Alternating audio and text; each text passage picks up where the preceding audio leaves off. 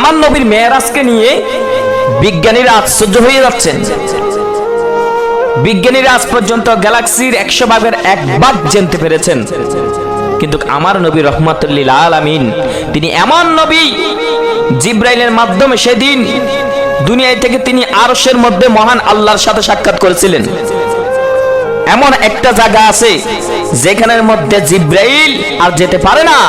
যদি এক কদম জিব্রাইল যদি এক জায়গা যায়, জিব্রাইল নূরের, খোদার নূরের তাপতে জিব্রাইল পুরো ছাই হয়ে যাবে, কিন্তু সেই জায়গার মধ্যেও আমার নবী যেতে পেরেছেন।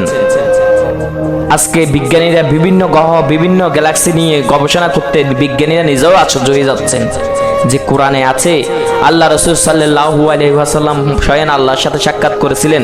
7 আসমান ফাড়ি দিয়ে, 7 জমিন ফাড়ি দিয়ে তিনি তখন আরশে মহল্লার মধ্যে আল্লাহর সাথে সাক্ষাৎ করেছিলেন। এসব বিষয়ে যখন আমরা বিশেষ করে বেশি রিসার্চ করি, তখন আমাদের কিছু বাইরের মাথা কামানি হয়ে যায়।